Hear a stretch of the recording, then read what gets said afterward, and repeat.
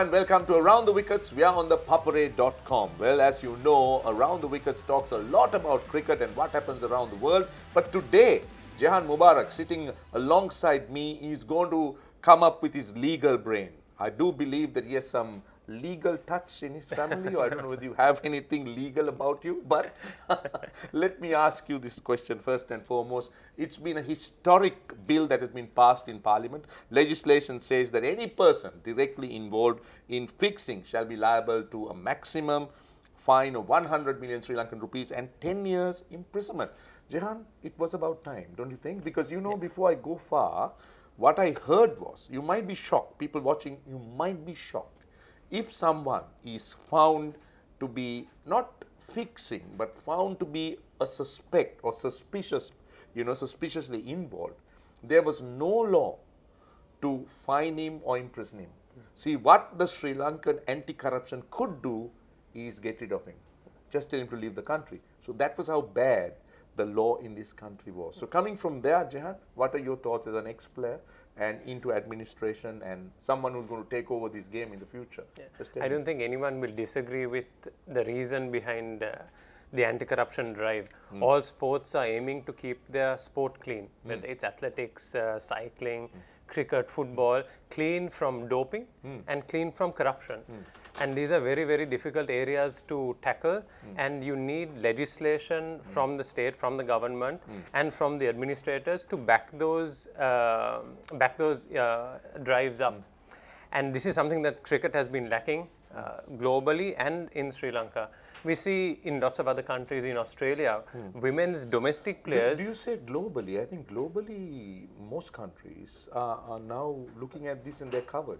Internationally, but there are lots of leagues coming up. Yeah. And that's where all the issues come. And I think we'll be talking about that, how the little leagues, which are not directly under the purview of the national body, they're organized by third-party organizers, they get sanctioned from the local board, they get sanctioned therefore by ICC, but then issues arise of corruption, not necessarily match fixing, but spot fixing, lots of stuff arise, and those are not tackled at that level. Well, I can tell you an interesting story, and I can also tell you something, that these little leagues, I believe, are the easiest for so-called fixers to thrive. Because, I'm not going to give you details, but I was involved in a league commentating with some real high-profile people, and I'll tell you, that was the most disgraceful league, and I got out of it, and there were a few others also who left early. But you would be shocked at what happened, because the toss, I'll share a story with you. Now, I was doing the toss, and there were two teams. Now, this is going to shock you, this is going to shock you. Two teams. I went out to the toss, and one team, I just had a chat with the captain, and I said, look, what are you going to do if we win the toss? He said, sir, whether we win the toss or not, we are betting. I said, how? It's all arranged. So this was a small league, This was I would say, a very ineffective, insignificant league. But this is where the people who are interested in what we are talking about is very, very active, because it was on television. I think all these guys need is something on television. Unfortunately, a few Sri Lankan players have been, charged. Unfortunate, I say. I hope they'll be able to clear themselves, because that is the last we want in terms of Sri Lankan cricket. But very quickly, Jehan, from a player's point of view, how much of pressure would you go through as a player when you know that there are sharks about, that could come in, in the forms of, in different forms, approaching you as friends and talking to you in a very innocent manner? How do you think about it at all, or are you under pressure? Well, you try not to think about it, because your focus is on playing the game. Yeah, no. After the game, you might fall a victim, because as you know, you tour. There are lots of, I would say, fans, supposed fans, who would come and want to, mingle with you, get friendly with you. So they can, in the pretext of doing that, try to lure you into a situation. So that's what I'm asking. That happens a lot, and players have to be very aware of who they associate with, even if you're just outside having a drink, having a meal, someone takes a photo of you with a drink in your hand, or say you're married and they take a picture of you talking to another girl, and they catch you in compromising positions, which they can then use to leverage against you. Have you ever been caught that way? No. No. I'm glad. No, and it's just a point on that. If that does happen, you have to inform the authorities, and I'm not talking about the Mrs. back at home. I'm talking about the ICC anti-corruption. I caught you on the wrong foot. Anyway, it doesn't matter. Yeah. Thank you, Jehan. I know you're above board. I should have even asked you that question. Anyway, let's now get into serious cricket, and let's talk about the SLC Major Emerging League. That is more or less an under-23 league. Congratulations, Coles won the league. Chilau Marians the runner-up. And we also did see some outstanding under-23 players playing in this tournament. Now, the MCA Knockout Tournament 2020, joint champions Mas Unicella, LB Finance, Sadira Samar Vikrama, Lakshan Rodrigo amongst the runs, Dilruwan Pereira, the evergreen Dilruwan Pereira, and Lahiru Jayaratne. Well, a young player, when he played under 19, bowled with good heat, had a lot of potential. I hope he'll come back. Lahiru Jayaratne, very good player. But it was a bit sad that the rain had to be a factor in this overall MCA tournament, because that's a tournament that most people look forward to with so many national stars. It's a highly competitive tournament, and it also kind of clashed with the under-23 tournament as well. But it gave the younger players an opportunity. Even the guys who are still playing in school, we saw them playing for clubs, some playing for mercantile teams. But the MCA tournament historically has been even a higher standard than some of the club levels, because the intensity is so much higher. And it's good that these, but as you said, the rain was a damp. It would have been a really, really good tournament if we had managed to play all the games. That was a shame, but then you got to move on. And moving on further, we want to talk about Sri Lanka's women's T20 skipper, Chamari Atapattu. She's making waves, isn't she? I mean, she's called up to play for the Melbourne Renegades, Scott, in the Big Bash in 2019, and she has represented, she's played in all three major women's franchise leagues. Now, I've been told here, Supernovas in the Women's T20 Challenge in India, Loughborough Lightning in the Kia Super League, and now Melbourne Renegades. Have you seen, I mean, I've watched her on television, but have you seen her at close quarters? I've seen her bat at practice. Do you think she can play in the men's team? Because she looks that good, she's powerful. She's good. And she's seriously powerful, she can really hit the long balls. And she has very good balance, and she can hit through the line, she can hit through the off, and she plays all the strokes, so she has almost a 360 degree. Now, when you look at our ladies cricket, where our ladies cricket is, I mean, it's still not where we want it to be. But this lady, this young girl is an exception to the rule.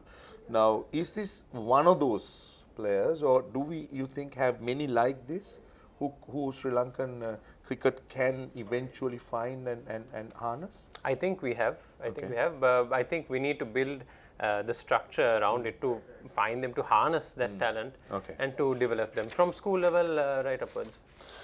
All right, now we also had a very unique league in Abu Dhabi, the T10 League performance. The Maratha Arabians featuring Dasun Shanaka, Lasit Malinga and Kasun Rajitha won the T10 League for 2019. Thisara Pereira did lead the Bangla Tigers and they finished third. Now, just to take you through some of the top performance by the Sri Lankans, the most runs in the tournament was by Kusal Pereira, which is wonderful.